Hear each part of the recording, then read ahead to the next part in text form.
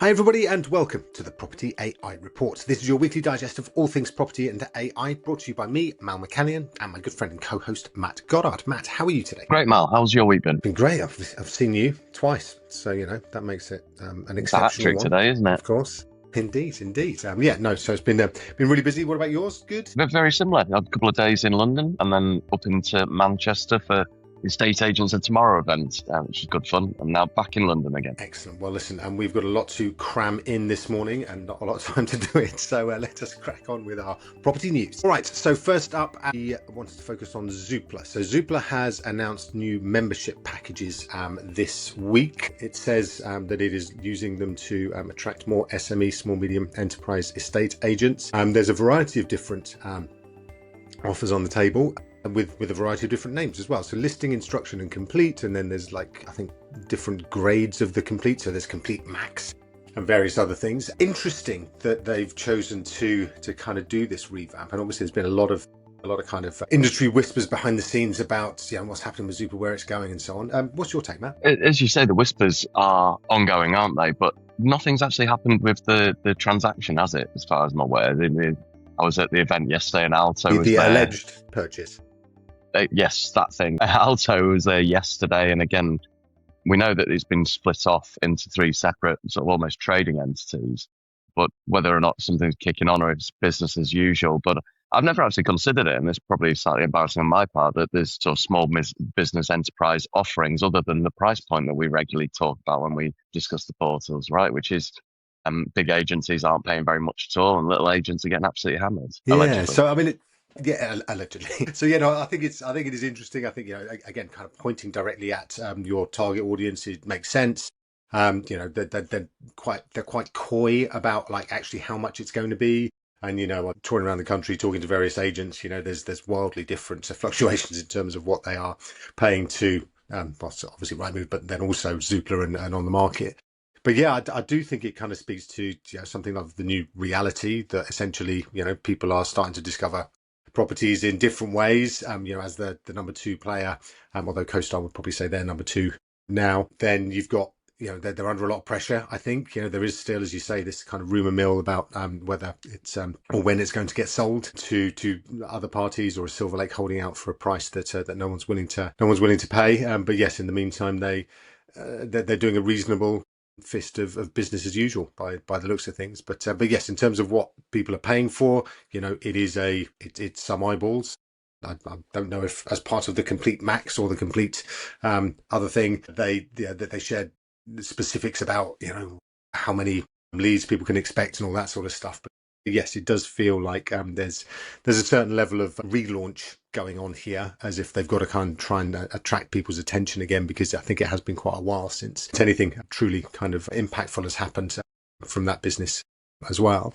So yeah, look, I would be interested as I continue to talk to agents to find out what their thoughts are on the various packages, etc. But yeah, it's just I don't think we've seen anybody launch any slightly tweaked packages in a long old time. So it's interesting to see that kind of come and play through. All right, next up on our property news, we've got the Renters' Rights Act hits 3 million of Foxton's revenue. Obviously, Matt, your old crew, seems like they've taken a bit of a hit, and also their share price is quite down as well, isn't it? It is, and I don't think this really should be a surprise, right? Because there's a number of factors coming into the Renters' Rights Act. There's the landlords exiting the market, and your portfolio size is potentially going that way. There's the raft of Section 13s that we saw just before it all kicked in, and then as a big part of it, and I think this is more of a London piece than maybe a national, and I say that maybe slightly informed from functionality that we built inside Reapit and sort of garnering the feedback from clients across the UK, was renewals in London is a big profit centre for businesses. It's for us at Foxtons, it was in the top 10 offices, comparing it against the front offices in terms of the revenue they were making.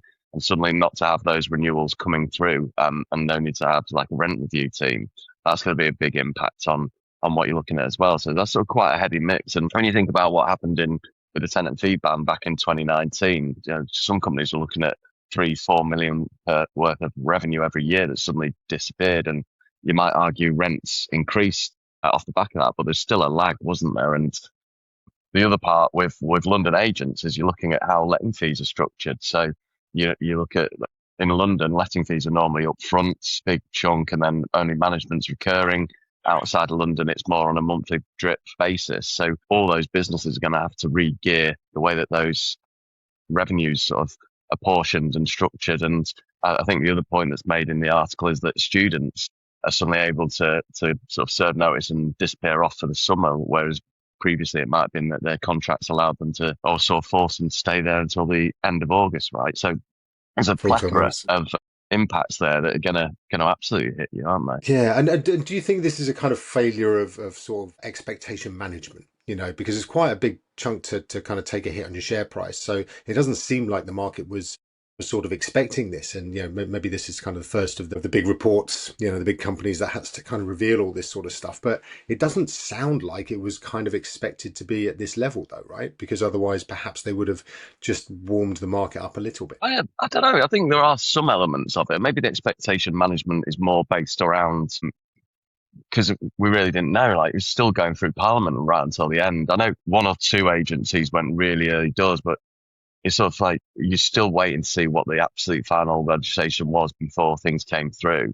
And maybe, you know, if you're a sort of soothsayer, you look back and say, okay, in 2007 when the deposits kicked in, here's all the things that we learned. But even then, and I know I've banged on about this before, but we were announcing things in April 2007. So right, well, this is the way we're going to approach it. But actually, the legislation hadn't been set at that point, even though it was being enacted. So it's like you sort of reverse engineering some of these things. And London, as we know, does trade slightly differently to the rest of the UK. So you sort of got that element to it too. But yeah, it is a big old fee. And how do you warm them up in advance? It's maybe 18 months ago saying there's some big stuff coming, and apart from going extreme and saying, oh, our lettings revenue is going to go, how do you just put your finger in the air and try to work it out? Yeah, may not have the desired effect either.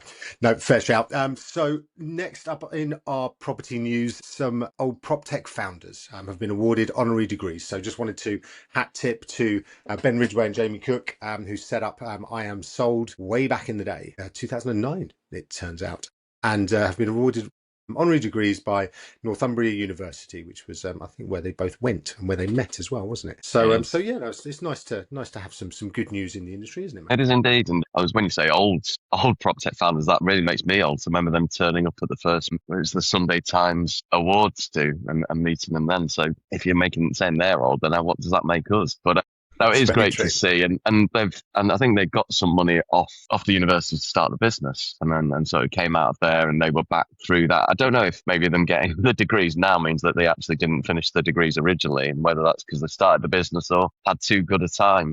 But yeah, it's great to see those guys go from strength to strength. It's very rare, isn't it? You get people who are generally really nice guys and seeing the companies being successful. And so it's great to see that kick on. 100%. And yeah, the impact they've had up on the northeast in terms of, you know, the economy, employment, things like that, that business has really been strong. So no, fair play to them. And yeah, like you, I remember them kind of just very small, you know, just kind of been starting out and stuff like that, and they've done an exceptional job. So well done them. Good to focus on some really good news. All right, we are now going to move into our AI and tech news. Okay, so it's model speculation time, because we think that Google Gemini is going to drop possibly while we're recording this, Gemini 3.5 Pro. And yes, apparently full rebuild.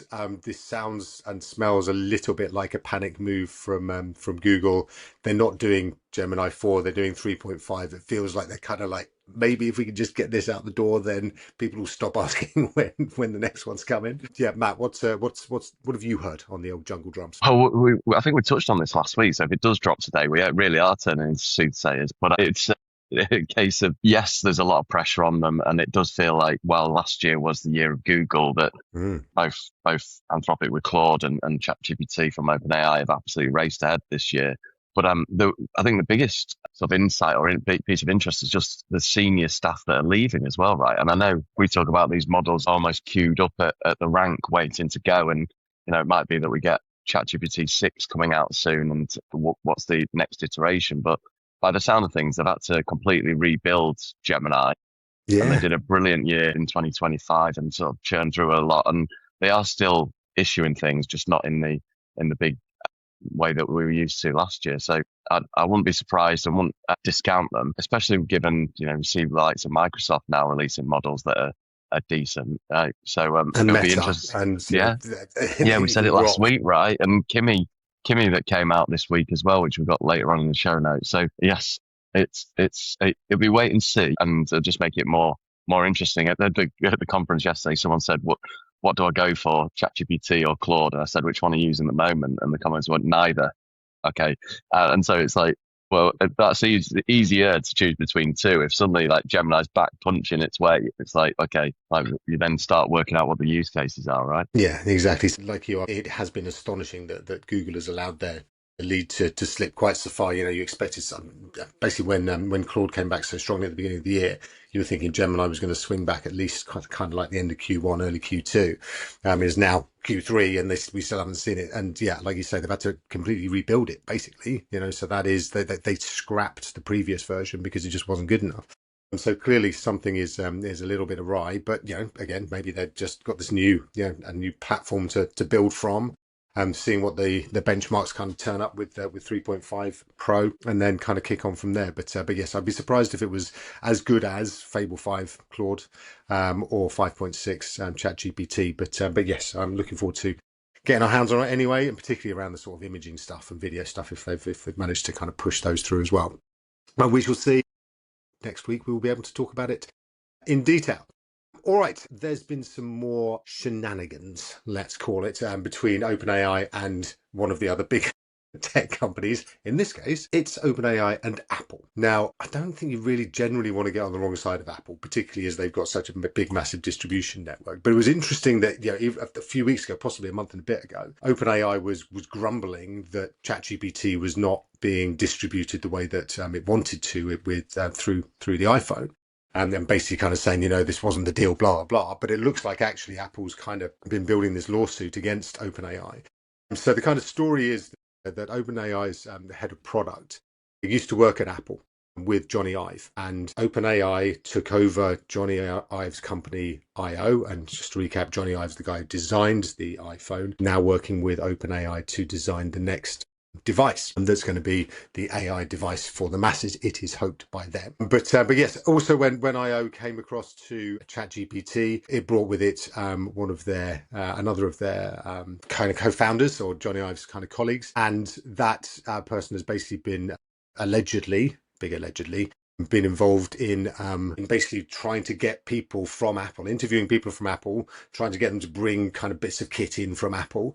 And this person, Tang Tan, has basically, yes, also managed to access the Apple systems and has been able to get into it, and has been sending WhatsApp messages, lolling about it, that have apparently been discovered by Apple as well. So all sounds a bit messy. Just in front of OpenAI's assumed IPO as well. Not going to be very smart, and probably is going to have to delay whatever hardware they're pushing out anyway, Matt, right? Yeah, and it just, I guess, a reminder that even the big companies have challenges, right? From a security point of view, because there's examples in it as well of people who've left, joined OpenAI, and then still had access to their Apple emails and network drives, and been able to revisit those and share them with their new teams, which obviously they shouldn't be doing. But simply the fact that, when we were at Reaper, people would say, if I mark them as inactive, will that person still have access? Like, just make sure that you've got it all linked up. And it's like that onboarding, offboarding journey that we all worry about, and make sure that things are handed back over.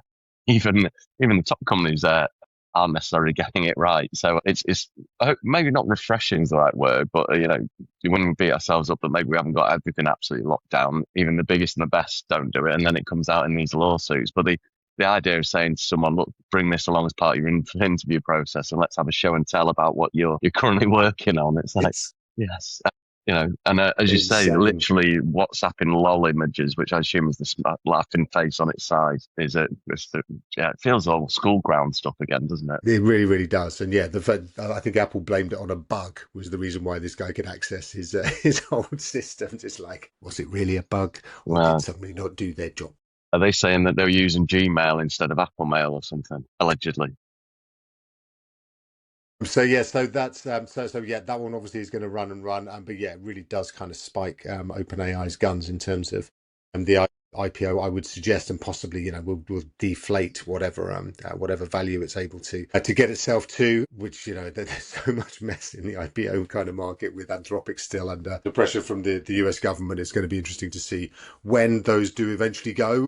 If at all, in the next month or so. Also in the news for some nefarious activity, we have Grok. Now, that's not perhaps unusual, but this is the first time it's been SpaceX AI's Grok rather than just XAI's Grok. So SpaceX AI, obviously now publicly listed, and it has had to admit that Grok retained developer data. So this is slightly in the weeds in terms of what that kind of all means.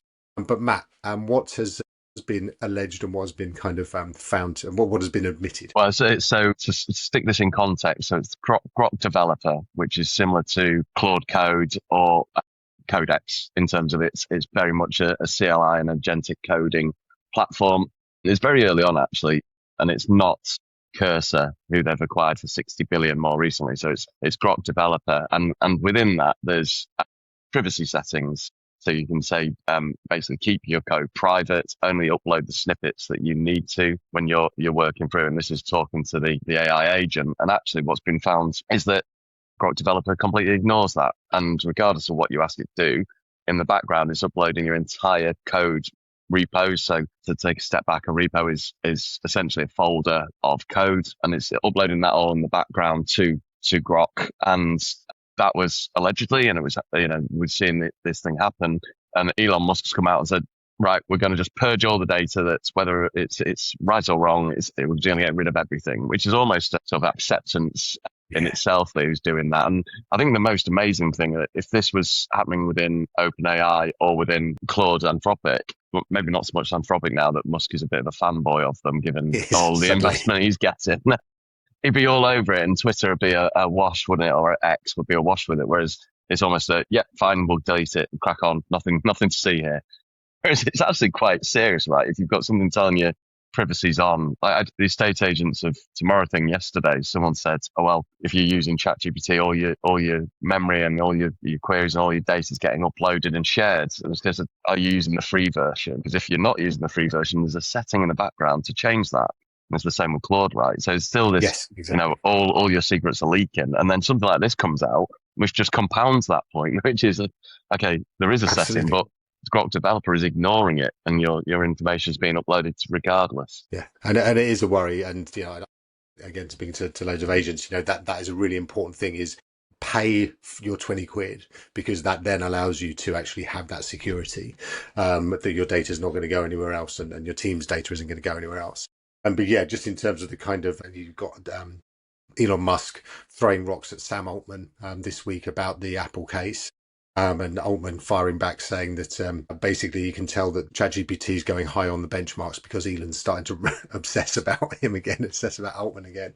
And then this comes out and Elon's had to kind of wear the old hair shirt and say, oh, I can't believe it, blah, blah, blah. But yeah, it's just, I think what it speaks to is, in terms of security and in terms of, being able to trust, it's worth being careful with some of the more personal data that you are uploading, particularly regarding your customers and so on.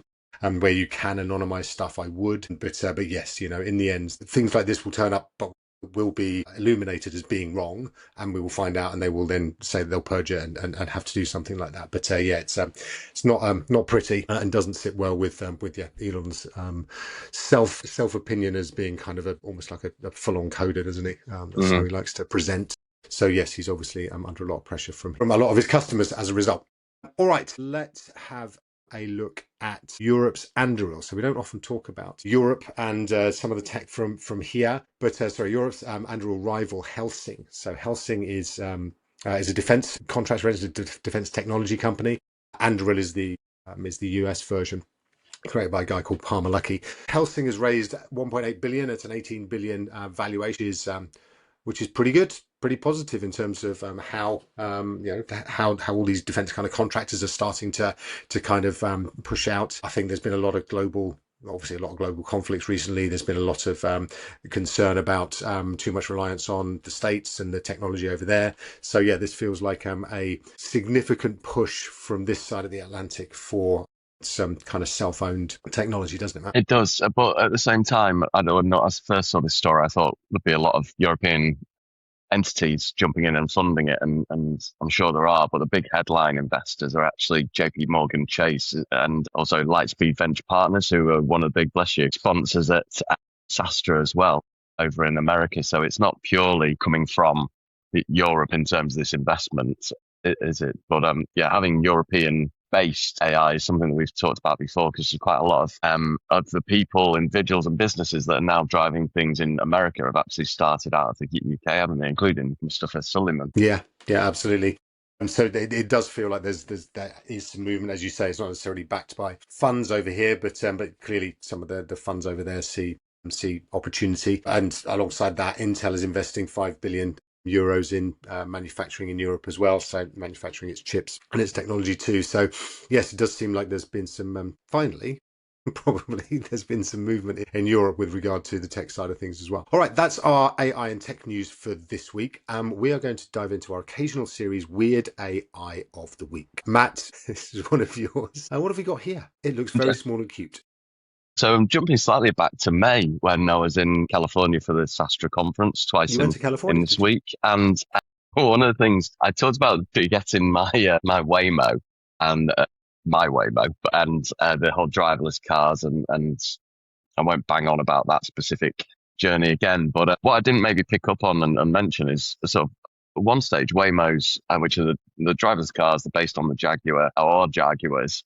At some stages, they were every 2 or 3 cars as you drive around the center of California. But what also happened was there's these other, I'm going to say weird electric cars that were also driverless that were going around. And some of them looked like Pokemobiles and they'd fly through the middle of the town. And they were clearly designed for driverless from the start, whereas the Waymos are Jaguars that are just sort of customized for the driverless world. And a chip, which is the story here, is the first car that I've actually seen publicly announced that is AI first. And so it looks like it is basically an electronic golf cart style car that's been built so that it can be roadworthy as well. It's got a cheery LED smile on the front of it as part of the grille. But the idea is that you could utilize it to drive yourself to, say, the football. And then if you're running late to the kickoff, you can get it to then go off and park itself. And so actually moving towards maybe what the future is, as these things go from being designed first and foremost for driverless and AI first, and then becoming cars rather than cars going in the other direction. So a little bit weird, worth having a look at Chip and seeing the videos that play around that as one cute. Of our weird AIs that we sometimes do. Yeah, it's nice. So yeah, it's $15,000, 4-seat soft top roof, and it's very, very, very cute. All right, next up, finally, we're going to dip into our tool of the week. All right, so this is Kimi K3. So if we roll back to probably about 6-8 months ago, something like that, Kimi K2 came out. It's one of the Chinese models. It is one of the open source models from Moonshot AI, which is backed by Alibaba over in China. And yes, when Kimi K2 came out, it was blew people's minds in terms of what was possible, how it had actually been able to be trained, and so on. And Kik is amazing, right? So it's frontier class large language model, buckets of impressive stats coming from the benchmarks and so on. So Matt, this is something that just goes to show what is happening in the kind of open source world, which is going to feed through into what the frontier labs are going to have to do for the closed models as well. Exactly that, especially in the world that we're living in at the moment, where we now have this restriction coming out of America on the new frontier model releases. And we didn't touch on it earlier, but whether or not Google 3.5, Gemini 3.5 has to go through that same system of approval with the American government before it gets released, like we've seen with Fable 5 and GPT 5.6. But seeing Kimi come out, firstly from obviously China, and then secondly from the fact that it's open weights and therefore open source, it is a big kick for the Western labs, and obviously with the token costs going through. I know we sort of alluded to it last week that we expected Fable 5 not to be restricted, and we got the extension till, I think, is it till Sunday? We've got an 19th, extension. Yeah. And so, again, soothsayers, we should do a podcast on this sort of stuff. And whether these strong model labs, I know, well, I've got friends who work for American banks in the product departments, and they're keeping an eye on Kimi So to see what these are doing, and Microsoft, we touched on a few weeks ago, they're starting to use the Chinese models as well, aren't they? So it's Yeah.